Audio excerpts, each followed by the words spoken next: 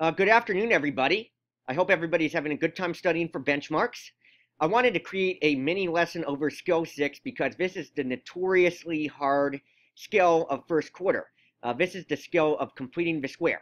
Now, you can always tell that you have a completing the square question if I give you something in standard form and I ask for the vertex form.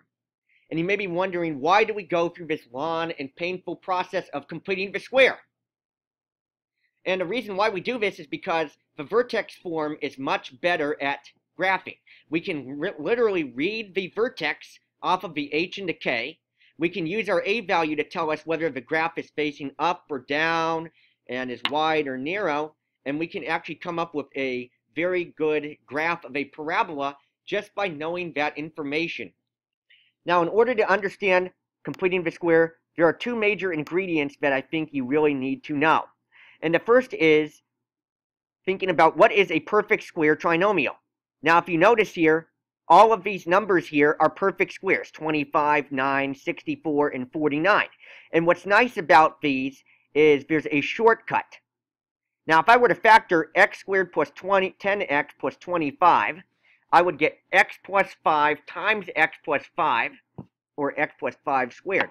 And I could do the ACB chart. It's a little bit of work, but you would be able to get there. Now, the shortcut is saying, okay, what is the square root of x? And then, what is the square root of 25? And it's 5, which happens to be our b over 2, which is positive 5. And notice that my b term is positive here, so that's why I have a plus 5. And I would write it as x plus 5 squared.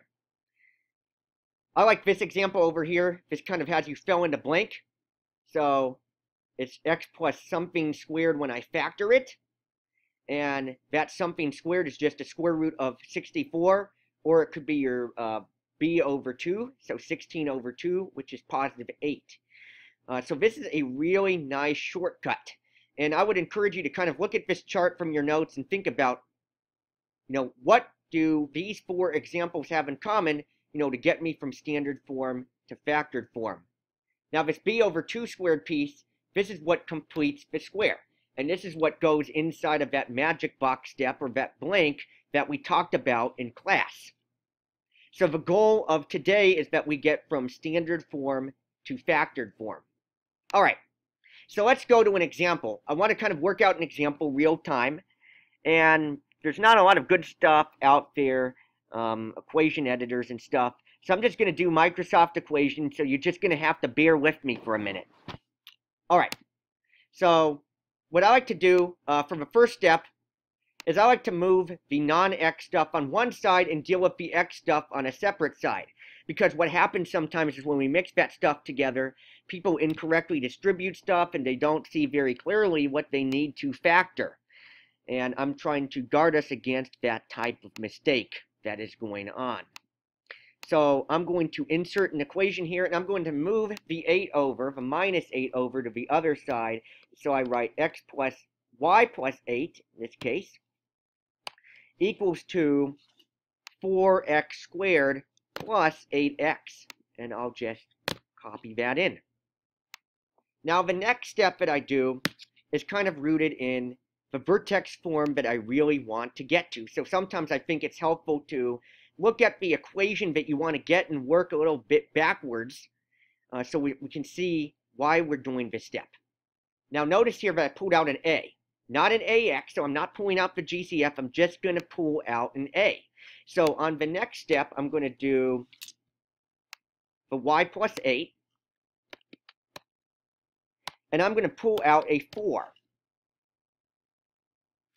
And I'm going to say 4 times what gets me 4x squared. And that's just going to be x squared. And then I'm going to say 4 times what gets me 8x.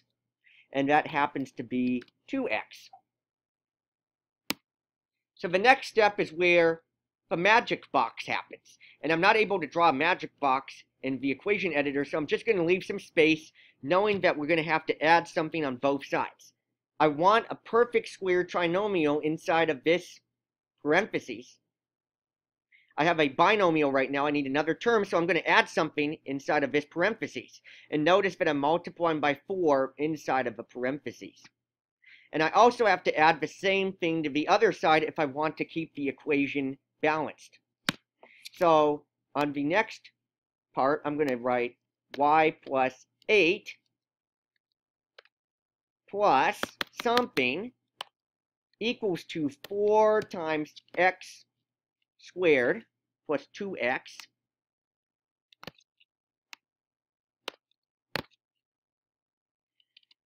and I'm just going to add a mystery number, which is my b over 2 squared number on the other side.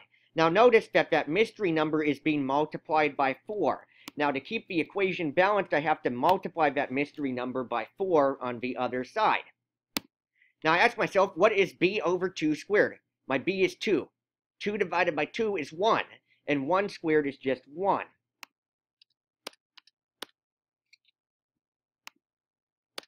And I'm going to multiply that.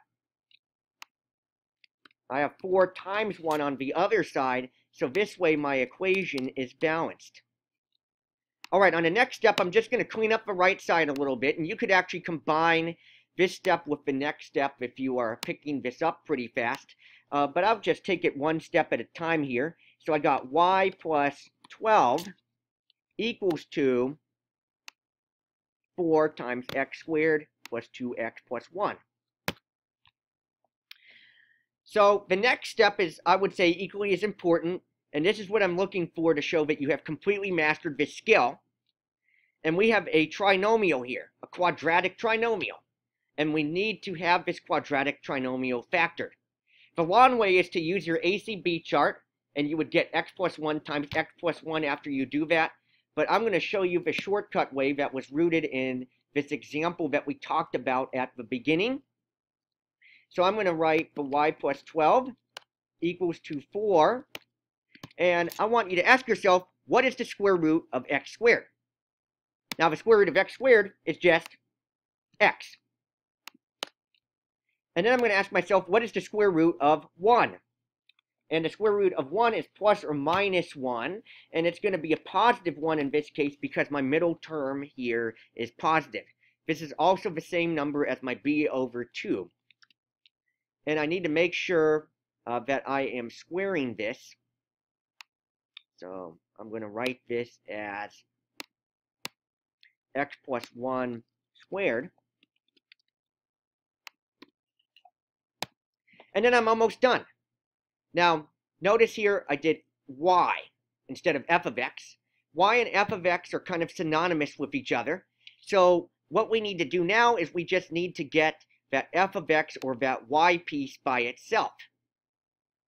So I'm going to write,